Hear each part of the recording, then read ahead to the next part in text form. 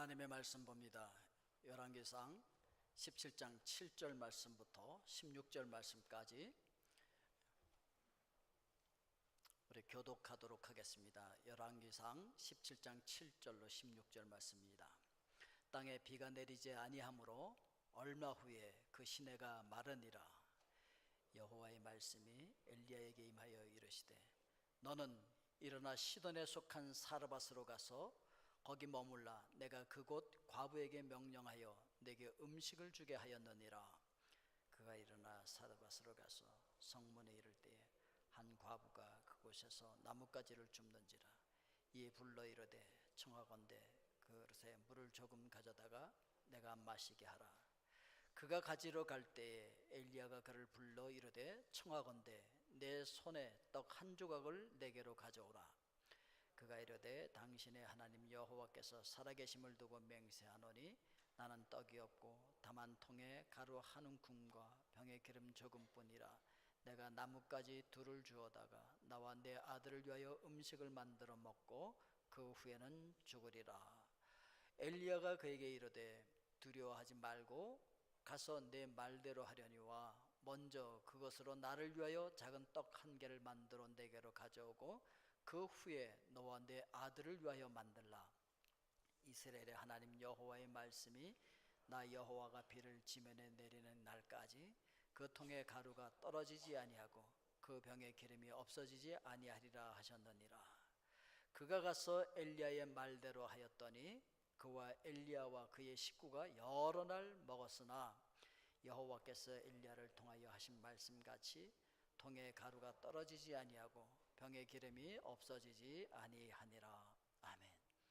기도하겠습니다. 은혜로우신 아버지 하나님, 존귀하신 말씀을 교독하였습니다. 이 말씀과 함께 성령께서 우리 가운데 운행하여 주시옵소서. 예수님의 이름으로 기도하옵나이다. 아멘.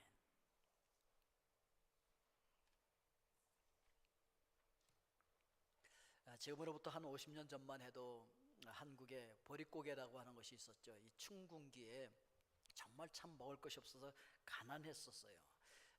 가을에 거둔 곡식들이 겨울 동안 다 먹고 이제 봄이 되면은 먹을 것이 다 떨어지는 그런 시기였었잖아요. 그래서 이제 먹을 게 없으니까 이 보리 농사를 졌는데 아직 보리가 익지 않았어요. 그러니까 보리 우선 잘라다가 태워서 얻은 곡식 그걸 갈아갖고 가루로, 그다음에 산에 올라가면 이제 막 물이 오르는 그 소나무 그 겉껍질 그 속에 있는 그 하얀 거 있잖아요. 그 옛날에 우리 그냥 아이스크림 대신 그거 먹었네. 송국갱이라고 해갖고 막 그냥 그 껍질 벗기고 그다음에 풀뿌리 캐고 해갖고서 그 보리가루하고 해갖고서 섞어갖고서 풀 쓰듯이 해서 죽 써먹고 뭐 그러던 시절 여러분 기억나십니까? 어릴 때 그렇게 참 어렵게 살았어요. 그 춘궁기 때 굶어 죽는 아이들이 참 많았어요. 뭐 어디 가서 뭐 먹을 거 구할 데도 없고, 그 당시만 해도 한 70%가 다 농민이었잖아요. 그러니까 뭐 이 어려우니까 아이들 이제 어느 정도 크면 다 뭐 도시로 보내가지고 가서 공장에서 일하거나 식모살이하거나, 그런데 그 일자리도 또 이렇게 만만하지가 않았죠. 쉽지가 않았잖아요. 그렇게 어렵게 살던 그때, 그러니까 이 봄이 되면 뭐 어떻게 할 수가 없어. 그러니까 뭐 나물 뜯어다 삶아 먹고 그러는데, 그때 돈 조금 만지려면 그 산비탈을 훑으면서 그 산에 있는 그 고사리 꺾어서 그 팔잖아요. 고사리를 맛있게 먹으려면 딱 잡아서 뚝 훑어갖고 오다가 이렇게 뚝 끊어지는데 고기를 끊어야 되거든. 근데 고기 끊으면 얼마 안 되니까 밑둥을 잘라갖고 파는 거지. 그러니까 사 먹는 사람들은 막 질긴 거 먹는 거지. 우리 먹을 거 이렇게 뜯어지는데 그래도 그 몇 푼 안 돼. 그러니까 할 수 없이 뭐 그거 할 때가 또 뭐 할 때하고 겹치면 이제 모짜리 만들 때하고 겹쳐. 막 허리가 휘는 거지 막. 이제 돈이 궁하니까 그다음에 그때 뭘 했냐면은 그 잠잘 자리만 남겨놓고 전부 선반을 매놓고 누에 고치 그 양잠을 했잖아요. 와, 이 녀석들을 해놓고 거기서 그 틈바구니에서 잠을 자다 보면은 그냥 그 뽕니 뜯어먹는 소리가 샤 비오는 소리 같이 나고 막 그 냄새 맡으면서, 그때 기억나시죠? 이제 좀 여유 있는 사람들은 뽕밭을 갖추고 있어서 뽕밭에서 뽕을 따다 주면 쉬운데, 저희 같이 어렵게 사는 사람들은 뽕밭이 어디 있어.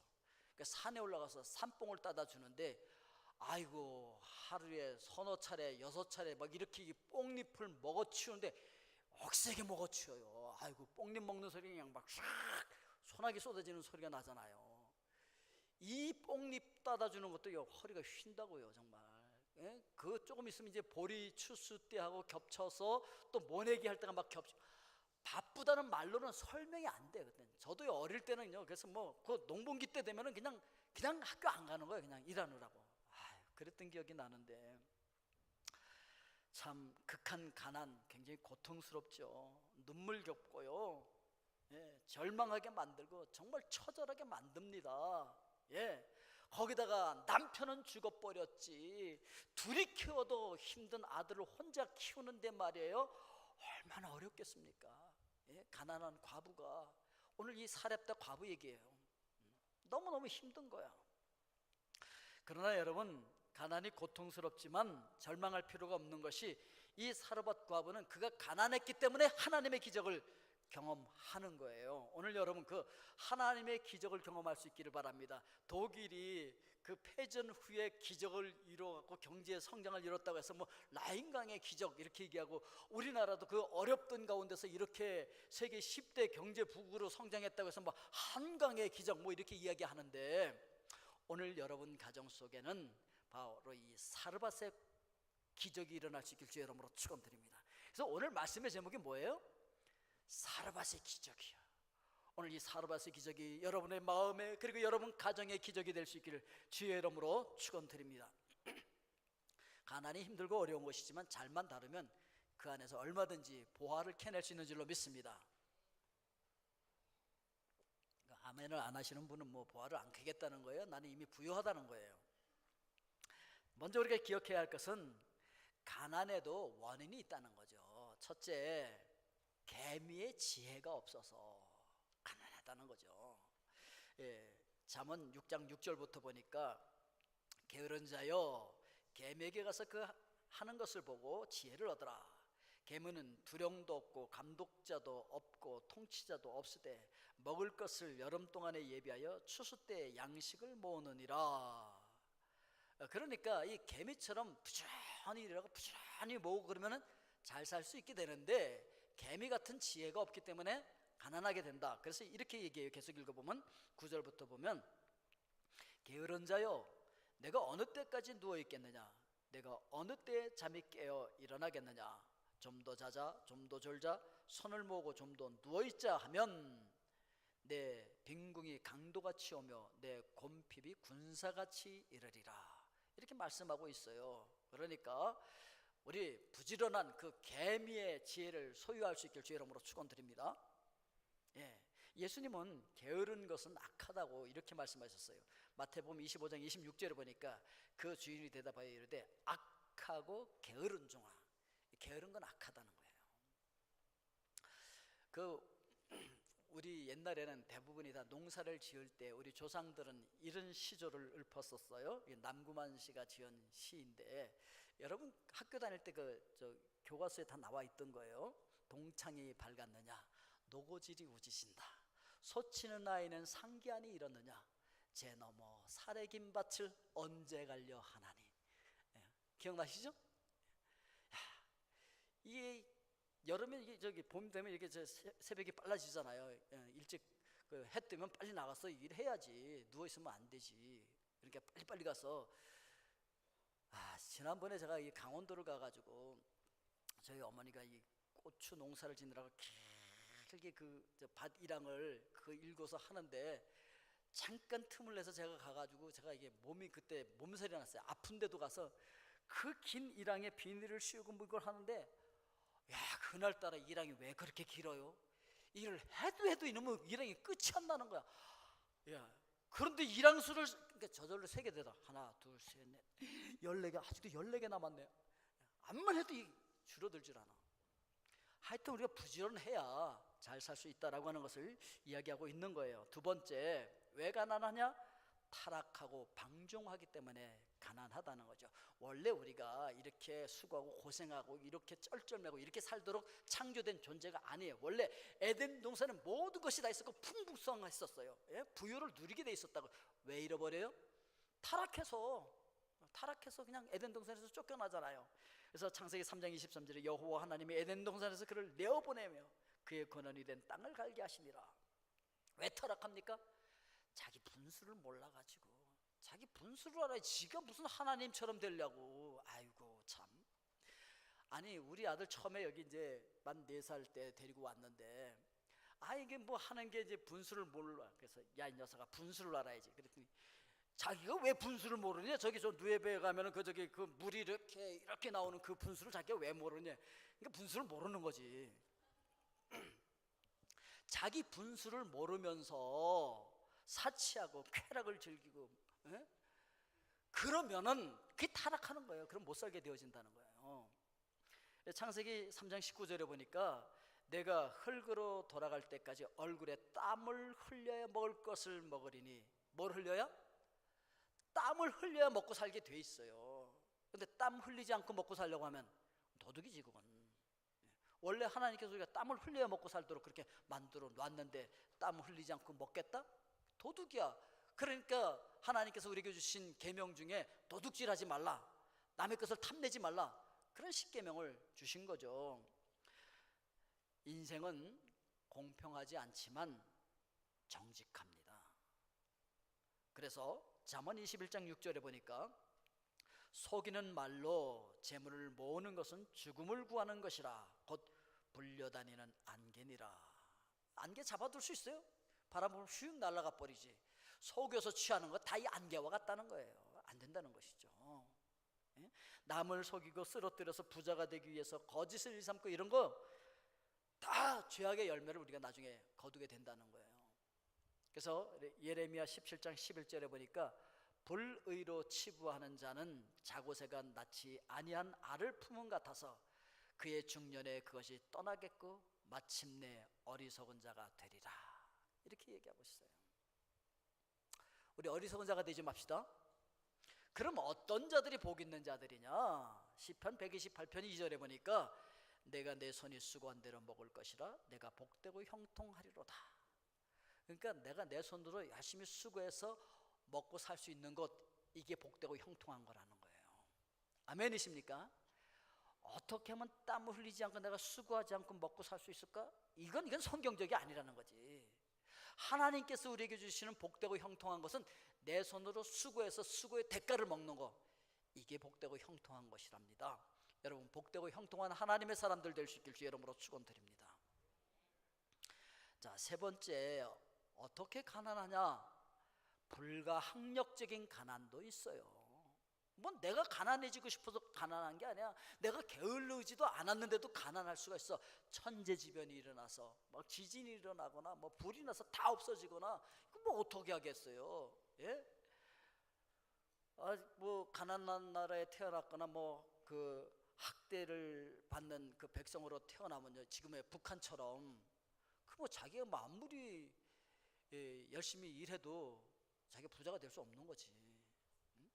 지금 저기 그 남미의 그 베네수엘라에는요, 차베스 정권 때 그냥 다 퍼주고는 바람에 유가가 하락하는 바람에 지금 막 난리잖아요, 국가 경제가. 그래서 그냥 먹을 게 없다고 막 폭동이 일어나고 그냥 막 들어가고 막 가게에서 막 훔쳐가고 난리가 났어요 지금. 이렇게 내가 의도하지 않게 가난하게 되는 거, 이거 어떻게 할 수가 없다는 것이죠. 소년 소녀 가정으로서 그 가난을 경험하고 살아가는 거, 이거 뭐 어쩔 수 없다는 것이죠. 참 우리나라도 6.25 때 다 부서졌어요. 공장 다 부서지고 학교 다 부서지고 집도 거의 다 부서지고 뭐 남은 게 거의 없었어요. 외신 기자들이 100년 지나도 원상복귀 안 될 거다, 그렇게 얘기할 정도로 처참하게 무너져 내렸었잖아요. 예, 그때 뭐 먹을 것이 없으니까 산모는 애가 배고프다고 보채는데 젖을 물려도 젖이 안 나와. 먹은 게 없으니까. 뭐 그런 때 얘기입니다. 다 비슷비슷한 처지라 어디 가서 양식을 빌릴 수도 없어. 근데 조금 그 중에도 또 부자들이 있잖아요. 그런 사람들은 장리쌀이라고 해서 빌려줘. 장리쌀. 이게 고리대금업자라는 거 아시죠? 예? 아니 먹을 게 없어서 봄에 쌀 한 마를 빌려오면 몇 달 사이에 가을철에 한 말 반을 갖다 줘야 돼. 와.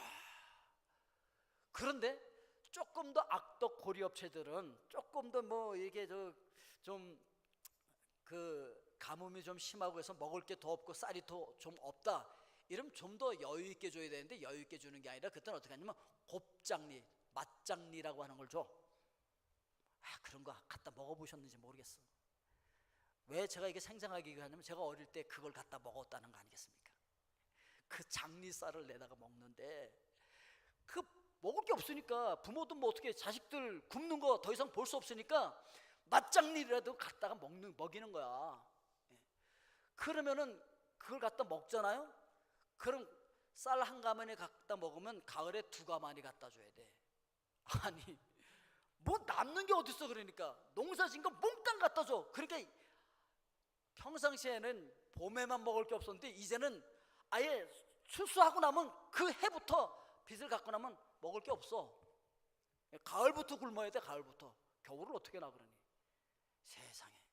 그러니 그나마 남아있던 논 팔고 밥 팔아서 그 빚을 갚는 거예요. 거기다가 뭐 애들 학교 보낸다고 학비 좀 대려고 뭐 아유 그럼 망하는 거지 그냥. 응? 저희 집이 그랬었어요.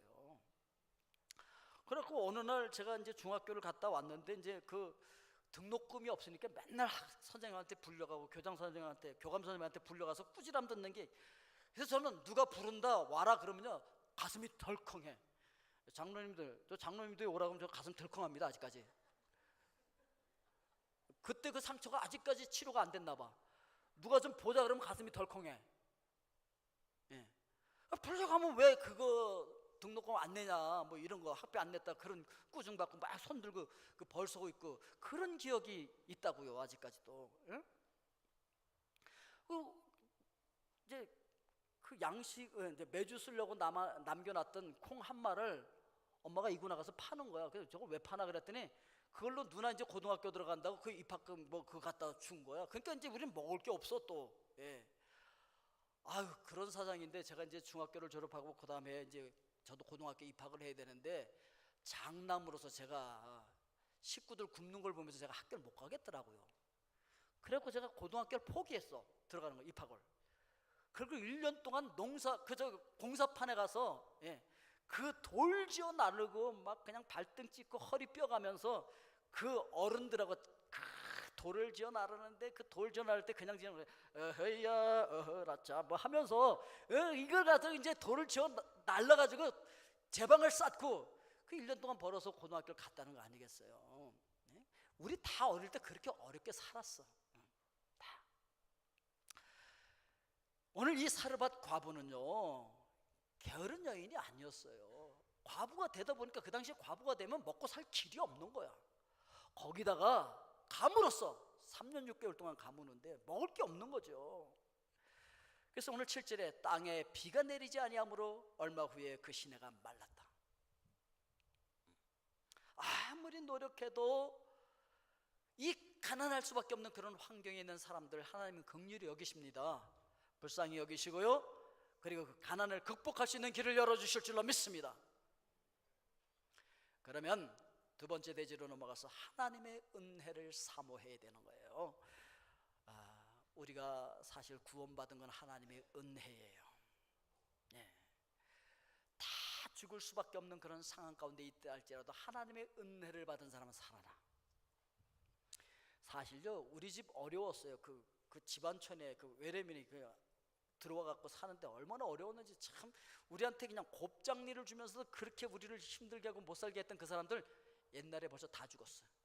거기에요 우리 부모님만 살아 계세요 지금. 그거 아세요 여러분?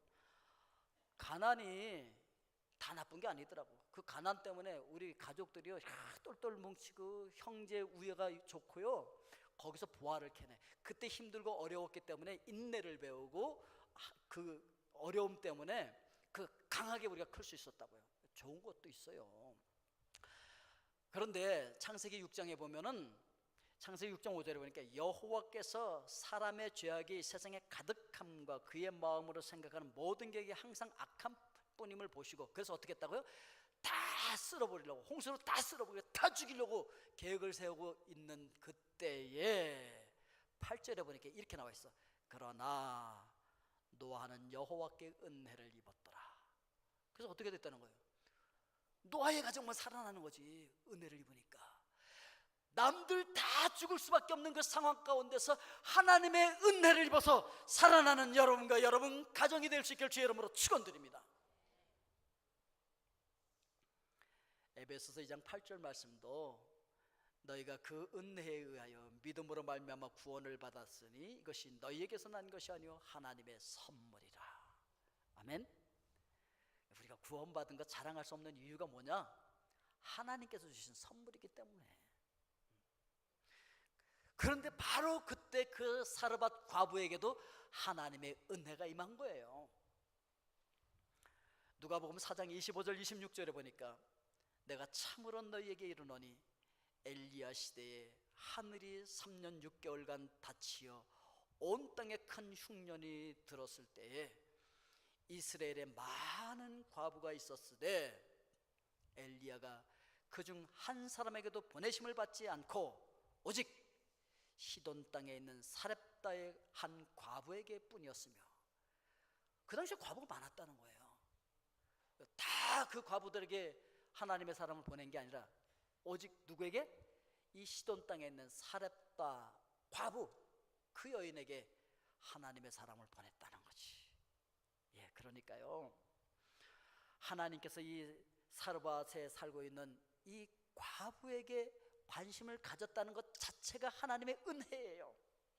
그리고요, 그 하나님의 사람 엘리야가 왔을 때 그 말씀에 순종할 수 있는 마음이 이 사르밧 과부에게 생긴 것도 은혜예요. 그러니까 여러분들에게 하나님의 복음이 전해진 것은 하나님의 은혜인 줄로 믿습니다. 그리고 그 복음이 나에게 전해졌을 때 내가 믿을 수 있는 마음이 생긴 것도 하나님의 은혜라는 거예요. 아멘이십니까? 그래서 우리가 구원받아서 그 하나님의 은혜에 감사해서 여기 모여서 예배드리고 있는 거잖아요. 그러니까 이렇게 예배드릴 수 있는 마음이 생겼다고 하는 이 자체가 하나님의 은혜라는 거죠. 아멘? 예. 그렇기 때문에 어려운 일을 당했을 때 어떻게 살지 뭐 할까? 라고 하는 것을 생각하기 이전에 하나님의 은혜를 먼저 기억해야 돼. 자, 지금까지 내가 살아온 거 하나님의 은혜다. 지금 내가 굶어 죽지 않은 거 하나님의 은혜고, 지금 내가 살아서 호흡하고 있는 거 하나님의 은혜고, 내가 이렇게 하나님 앞에 예배 드릴 수 있는 것도 하나님의 은혜예요. 하나님 은혜 너무 감사해요. 감격해요. 하나님의 은혜를 먼저 기억해야 된다는 거예요. 그리고 우리가 기억해야 할 것은 하나님의 은혜로 부요하게 될 수 있다는 사실도 기억을 해야 된다는 거예요. 하나님이 작정하기만 하시면 가난한 자도 얼마든지 부요하게 하실 수 있는 하나님이신 줄로 믿습니다. 신명기 8장 18절 말씀에 보니까 내 하나님 여호와를 기억하라. 그가 내게 재물 얻을 능력을 주셨습니다. 예. 하나님께서 우리에게 뭘 주셨다고요? 재물 얻을 수 있는 능력을 우리에게 주셨대. 그러니까 돈을 좀 많이 버신 분들은 어머 내가 능력이 있어서, 아니요, 하나님께서 그 재물 얻을 능력을 주셨다는 거예요.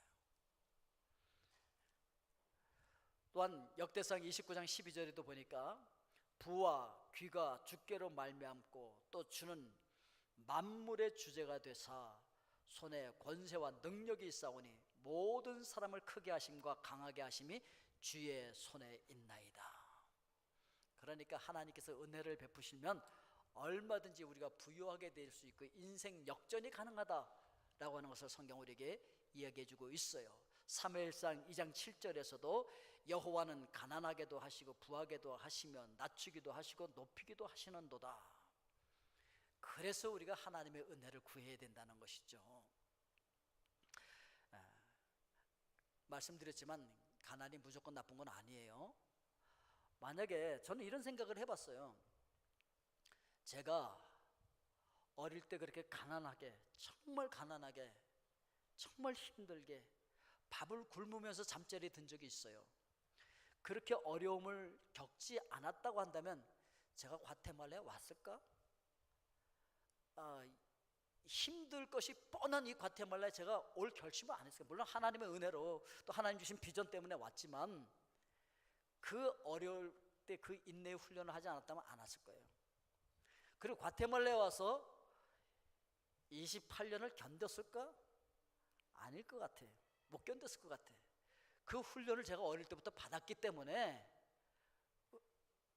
왜 제가 그런 생각을 했느냐면, 제가 안식년 때 DTS 훈련을 받고 그리고 아울리치를 가는데 한국에서 온 젊은 대학생들하고 같이 갔어요.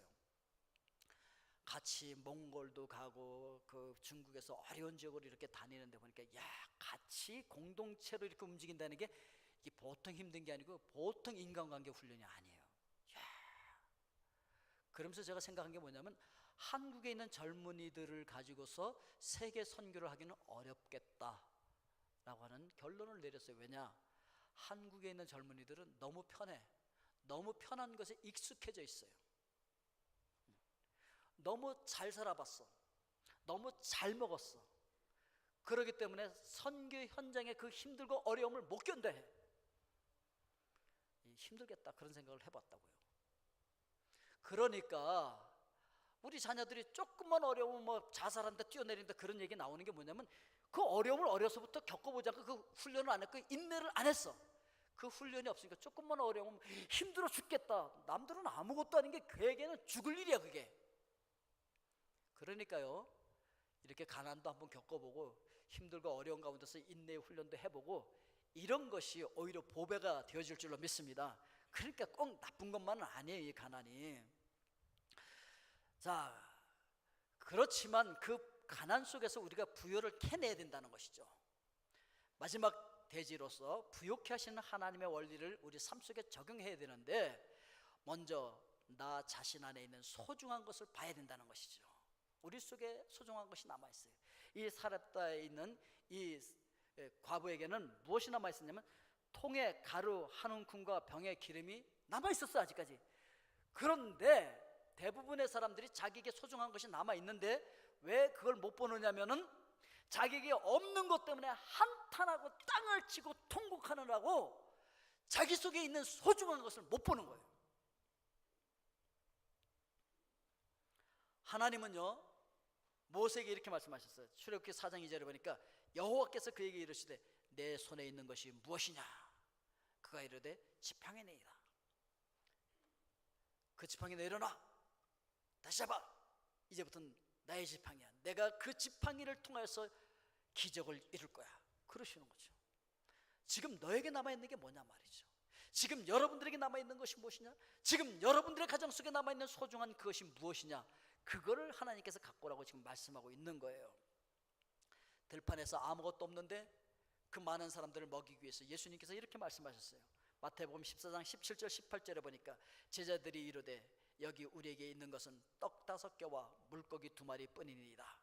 이르시되 그것을 내게로 가져오라 하시고, 예, 그걸 가지고 와서 그거 가지고 그 많은 사람들을 먹이는 이적 기사를 이루셨다는 것이죠. 오늘 하나님께서 우리에게 아직 남아있는 것이 무엇이냐고 묻고 계십니다. 물론 은과 금이 있으면 좋지만 은과 금이 꼭 우리를 부요케 하는 것은 아니라는 사실을 우리가 기억을 해야 됩니다. 우리를 진정으로 참으로 부요하게 하는 것은 은과 금이 아니라 예수 그리스도의 이름인 거예요. 사도행전 3장 6절에 보니까 베드로가 이르되 은과 금은 내게 없거니와 내게 있는 이것을 내게 주노니 나사렛 예수 그리스도의 이름으로 일어나 걸어라. 오늘 여러분들에게 그 예수 그리스도의 이름이 있으십니까? 사도들에게는 그 예수 그리스도의 이름이 있었어요. 그리고 그 예수 그리스도의 이름이 있는 초대교회는 부자였어요. 우리는 이런 약속을 받았어요. 내 이름으로 구하는 것을 내가 시행하리니 지금까지는 너희가 내 이름으로 아무것도 구하지 아니하였으나 구하라. 그리하면 받으리니 너희 기쁨이 충만하리라. 아멘. 우리는 예수 그리스도의 이름으로 구하는 것마다 응답받겠다라고 하는 약속을 부여받은 자들이에요. 그런 자들이 부여한 거예요. 그러니까 정말로 부여한 사람들은 지극히 가난한 것 같이 보여도 예수 그리스도의 이름을 소유하고 있는 자들이 부유한 거예요. 요한계시록 2장 9절에 보니까 내가 내 환난과 궁핍을 알거니와 실상은 내가 부요한 자니라. 서만학 교회에 환난과 궁핍이 있었어요. 눈에 보이는 궁핍이 있었어요. 환난이 있었어요. 그런데 실상은 부유한 자라고 예수님께서 직접 말씀하고 있는 거예요. 그런가 하면은 부유한 것 같은데, 눈에 보이는 걸 보니까 부자 같은데 사실은 가난한 자도 있다는 거예요. 계시록 3장 17절 말씀에 보니까 내가 말하기를 나는 부자라, 부요하여 부족한 것이 없다 하나 내 곤고한 것과 가련한 것과 가난한 것과 눈먼 것과 벌거벗은 것을 알지 못하는도다. 그러니까요, 하나님께서 인정하시는 영적인 부자, 믿음의 부자가 진짜 부자라는 거예요. 세상 사람들의 눈에 보이는 부자가 아니라는 거죠. 오늘 이 사르밧 과부는 가난했지만 사실은 부유한 사람입니다. 왜냐? 그의 집에 하나님의 말씀을 가지고 있는 하나님의 사람 엘리야가 방문했기 때문에. 오늘 여러분들 안에 말씀이신 예수 그리스도께서 계십니까? 말씀이신 예수 그리스도께서 여러분들의 가정 안에 방문하셨습니까? 그분과 함께하고 있습니까? 그렇다고 한다면 실상은 우리가 부유한 자들이라는 거예요. 아멘이십니까, 여러분? 두 번째, 믿음으로 하나님께 심어야 된다는 것이죠. 오늘 12절 말씀해 보니까 그가 이르되 당신의 하나님 여호와께서 살아계심을 두고 맹세하노니 나는 떡이 없고 다만 통에 가루 한 움큼과 병에 기름 조금뿐이라. 내가 나뭇가지 둘을 주어다가 나와 내 아들을 위하여 음식을 만들어 먹고 그 후에 죽으리라. 이랬을 때 13절에서 엘리야가 그에게 이르되 두려워하지 말고 가서 내 말대로 하려니와 먼저 그것으로 나를 위하여 작은 떡 한 개를 만들어 내게로 가져오고 그 후에 너와 내 아들을 위하여 만들라. 그러니까 아무리 가난해도 종자, 씨앗은 먹지 말고 심어야 되는, 그것이 바로 지혜라는 걸 지금 가르쳐주고 있는 것이죠. 고린도후서 9장 10절에 보니까 심는 자에게 씨와 먹을 양식을 주시는 이가 너희 심을 것을 주사 풍성하게 하시고 너희 의의 열매를 더하게 하시리니. 그러니까 엘리야는 지금 이 사르밧 과부에게 그 남아있는 양식을 씨앗으로 심으라는 거예요. 그렇게 되면 먹으면 양식이 돼버리지만 나누면 씨앗이 된다라고 하는 걸 이야기해 주고 있고, 그렇게 될 때 풍요를 거둘 수 있다는 걸 얘기해 주고 있는 것이죠. 하나님의 약속의 말씀을 해주고 있는 거예요. 그러니까 우리가 하나님 앞에 나와서 11조를 드릴 때는요, 이제 두 가지 차원에서의 의미를 생각해 볼 수 있는데, 첫째는 이 모든 것 다 하나님 거예요. 왜냐면 이거 얻을 능력을 누가 주셨다 그랬어요? 하나님이 주셨다 그랬잖아요. 이게 다 하나님 거예요 라고 하는 신앙 고백이에요. 그래서 우리 수입의 10분의 1을 하나님 앞에 드리는 거예요. 그리고 또 한 가지는요, 하나님 이거 하나님 앞에 말씀대로 씨앗을 심습니다 라고 하는 씨앗의 의미가 있는 거예요.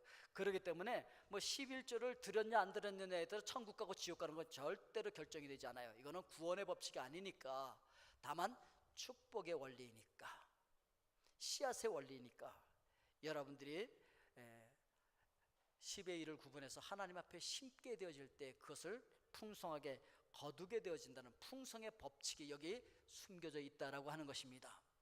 씨앗 속에는 여러분 엄청난 잠재력이 있잖아요. 그와 같다는 것을 엘리야는 이 사르밧 과부에게 이야기하면서 그 씨앗을 심으면 그걸로 끝나지 않고 아름다운 열매를 맺게 되어진다는 것을 이야기하고 있는 것입니다. 오늘 여러분들도 믿음의 눈으로 씨앗을 볼 수 있기를 주의 이름으로 축원드립니다. 이걸 그냥 양식으로 보면 아까워. 이걸 먹어야지, 지금 그러자도 지금 먹을 게 없었고 이거 마지막 남은 건데 이거 먹어도 모자라잖아. 지금 그냥 평상시 사람들은 그렇게 보는 거예요. 양식으로 보는 거예요. 믿음의 사람들은 눈이 달라. 이걸 종자로 보는 거예요. 이걸 씨앗으로 보는 거예요. 씨앗이기 때문에 이 속에 무한한 가능성과 잠재력이 있는 걸 보는 거예요. 이게 바로 믿음의 눈이라는 거예요. 오늘 여러분 그런 믿음의 눈을 가질 수 있기를 주의 이름으로 축원드립니다. 씨앗을 심는데 이 씨앗에는 이 사르밧 과부의 미래와 그의 아들의 미래가 담겨 있었던 것이죠. 나중에 그 아들이 죽었다가 살아납니다. 막 놀라운 축복의 역사가 일어나는데, 근데 이 씨앗을 심을 때는 내 마음대로 심는 것이 아니라 하나님의 말씀을 따라 심어야 된다는 거예요. 오늘 8절 말씀해 보니까 여호와의 말씀이 엘리야에게 임하여 이르시되, 그러니까 하나님의 말씀이 임한 거죠. 9절 말씀에도 너는 일어나 시돈에 속한 사르밧으로 가서 거기 머물라. 내가 그곳 과부에게 명령하여 내게 음식을 주게 하였느니라. 그러니까요, 이 사르밧에 있는 이 과부는요, 하나님의 음성을 2번 듣는 거예요. 하나님 말씀을. 벌써 엘리야가 오기 전에 하나님께서 미리 말씀하셨어. 아니 세상에 이걸 주란 말이야? 미리 들었어요. 그런데 엘리야가 툭 나타나고 그걸 달래. 그러니까 하나님께서 벌써 먼저 말씀하시고 엘리야를 통해서 확인해 주신 거죠. 그럼 이제 뭐만 남았냐면 이 사르밧 과부는 거기에 순종할 거냐 불순종할 거냐만 남은 거예요. 그런데 하나님의 은혜로 순종할 마음이 생긴 거예요. 하나님의 말씀에 순종할 마음이 생겼어. 그래서 순종했더니 하나님의 복이 임했더라 라고 하는 것을 성경 우리에게 이야기해 주고 있는 것입니다. 그래서 엘리야가 말한 그대로 그거를 심었더니 정말 3년 6개월 동안 남들은 다 굶어 죽는 그런 상황 가운데서도 통에 가루가 떨어지지 않고 병에 기름이 마르지 아니하였다, 이렇게 말하고 있는 것입니다. 그래서요, 순종은요 축복의 씨앗이라고 성경은 우리에게 이야기해 주고 있는 거예요. 신명기 28장 2절 말씀에 보니까 내가 내 하나님 여호와의 말씀을 청종하면 이 모든 복이 내게 임하면 내게 이르리니 말씀하고 있어요.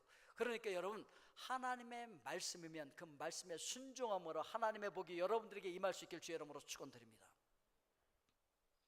그리고 심은 대로 거두게 되어지는 것이죠. 그런데 하나님은요 헌금의 액수를 보는 것이 아니라 그 헌신의 정도에 따라서 평가하기 때문에 그 과부의 2렙돈이 그 여인의 전부였잖아요. 그것이 가장 많은 헌금을 했다라고 예수님이 인정하시거든요. 얼마나 헌신했느냐 하는 것이 중요하다는 것이죠.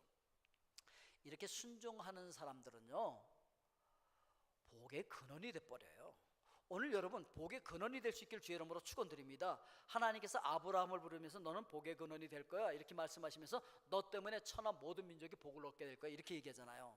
요셉이 종으로 팔려갔지만 요셉 때문에 가족들이 살고 그 나라가 살고 그 주변에 있는 모든 나라들이 가뭄으로부터 살게 되어집니다. 즉 복의 근원이 됐다는 거죠.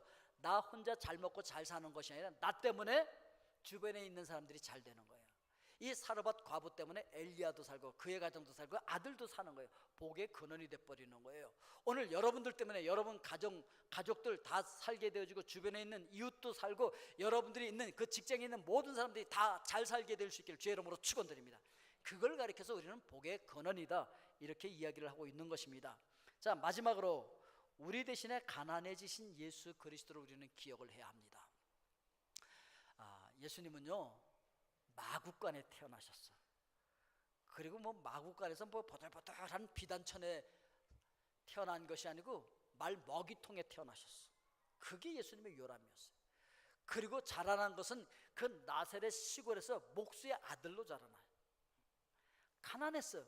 얼마나 가난했는지 누가복음 2장 24절에 보니까 또 주의 율법에 말씀하신 대로 산비둘기 한 쌍이나 혹은 어린 집부들기 둘러 제사하려 함이더라. 그러니까요 하나님 앞에 제사하러 갈 때 그때 소를 끌고 가는 거예요.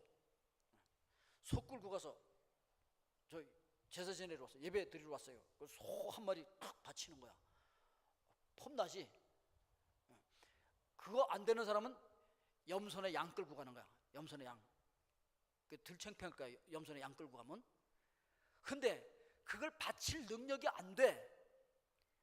그럼 집부들기 2마리나 집에서 키우는 비둘기도 없어. 그럼 어떻게? 산에 가서 잡아서 산비둘기 한 쌍 그걸 가지고 드려. 근데 예수님은 뭘로 드렸다고? 산비둘기, 비둘기 드렸대. 비둘기로 제사하러 가. 그러니까 하나님 앞에 이제 헌금하는 남들은 그냥 이만한 박스에다가 그냥 11자가 그냥 하나님 앞에 묵직한 거 들고 나서 푹 내는데 나는 낼게 그냥 비둘기 그거 내는 거야. 집에는 없어. 산에 가서 겨우 그냥 잡아온 그 산비둘기 그거 가지고 가서 내. 너무 가난했다는 거지. 예수님이 그렇게 가난하셨어. 거기다가 3년 동안 공생애를 시작하는데 해결아 천국이 가까워 있느니라 그러면서 막 이적 기사를 행하시면서 바람과 바다는 잠잠하라 뭐 이러면서 죽은 나사렛아 나와라 할 때 막 와우, 이런 역사를 이루시는 공생의 기간에 예수님 어떻게 사셨느냐? 누가복음 9장 58절에 보니까 예수께서 이르시되 여우도 굴이 있고 공중에 새도 집이 있을 때 인자는 머리 둘 곳이 없도다. 너무 가난하게 사셨어. 예수님은 가난한 자들의 심정을 잘 이해하셔. 내가 이렇게 가난하고 힘든 거 하나님 모르실까요? 예수님도 모르실까요? 아니요. 그건 우리 연약함을 치유하셨어요. 다 아세요. 가난한 사람들의 마음을 아세요. 돈이 없어서 굶주린 사람의 마음을 아세요. 없은 여김을 받는 그 사람들의 마음을 아세요. 그분은. 그래서 그들과 동일시하세요. 마태복음 25장 35절부터 보니까 내가 줄일 때에 너희가 먹을 것을 주었고 목마를 때에 마시게 하였고 나그네 되었을 때에 영접하였고 헐벗을 때에 옷을 입혔고 병들었을 때에 돌보았고 옥에 갇혔을 때에 와서 보았느니라. 언제 우리가 그랬어요? 아니, 너희 주변에 있는 소자들에게 한 것이 나에게 한 거야. 동일시하고 있는 거죠. 그 예수 그리스도께서 이 땅에 오신 중요한 이유 가운데 하나가 뭐냐면 이 가난한 자들에게 복음을 전하기 위해서. 그래서 누가복음 4장 18절에 보니까 주의 성령이 내게 임하셨으니 이는 가난한 자에게 복음을 전하게 하시려고 내게 기름을 부으사 나를 보내사 포로된 자에게 자유를, 눈먼 자에게 다시 보게 함을 전파하며 눌린 자를 자유롭게 하고. 이 가난한 자들에게 복음을 전하게 하기 위해서 예수님께서 이 땅에 오셨다는 것이죠. 그리고 가난한 자를 부요하게 하기를 원하셔서 예수님 가난한 모습으로 이 땅에 오셨다고 고린도후서 8장 9절에서 이렇게 말씀하십니다. 우리 주 예수 그리스도의 은혜를 너희가 알거니와 부요하신 이로써 너희를 위하여 가난하게 되심은 그의 가난함으로 말미암아 너희를 부요하게 하려 하심이라. 예수님이 그렇게 가난해지신 이유가 뭐라고요? 여러분들을 부요하게 하기 위해서. 그러니 여러분 가난하다고 슬퍼하거나 기죽지 마십시오.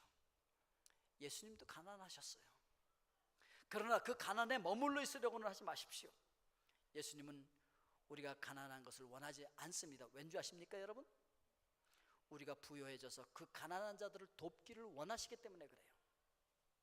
그래서 에베소서 4장 28절에서 이렇게 말하고 있어요. 도둑질하는 자는 다시는 도둑질하지 말고 돌이켜 가난한 자에게 구제할 것이 있도록 자기 손으로 수고하여 선한 일을 하라. 지금 주변에서 굶어 죽어가는 수많은 사람들을 도와주기 위하여서는 내가 가진 것이 있어야 되잖아요. 그러니까 저 사람 굶고 있네? 가만히 있자. 누가 부자지? 그래서 그 부자의 집에 들어가서 도둑질에다가 홍길동처럼 그걸 갖다 주라는 얘기가 아니야. 그건 성경적이 아니야. 성경은 자기 손으로 수고해서 열심히 일해서 돈 벌라는 거야. 그래서 가난한 자들 도와주라는 거예요. 그 가난한 자들 도와줄 것이 있기 위해서 너희들 손으로 열심히 수고하라는 거예요. 그래서 부자 되라는 거예요. 우리 마지막으로 히브리서 6장 11절과 12절을 같이 읽도록 하겠습니다. 우리가 간절히 원하는 것은 너희 각 사람이 동일한 부지런함을 나타내어 끝까지 소망의 풍성함에 이르러 게으르지 아니하고 믿음과 오래 참음으로 말미암아 약속들을 기업으로 받는 자들을 본받는 자 되게 하려는 것이니라. 아멘. 여러분, 아직 우리에게 남아있는 것이 무엇인지 한번 헤아려 보십시오. 그리고 종자는 먹지 마시고 심으십시오. 그리고 하나님께서 사르밧에 있는 이 과부에게 임하실 때에, 말씀이 임할 때에 순종했던 것처럼 우리도 하나님의 말씀에 순종함으로 말미암아 이 사르밧에서 일어났던 기적의 역사가 여러분의 심령과 여러분의 가정과 여러분의 사업조 속에 일어날 수 있기를 주의 이름으로 축원드립니다. 기도하겠습니다.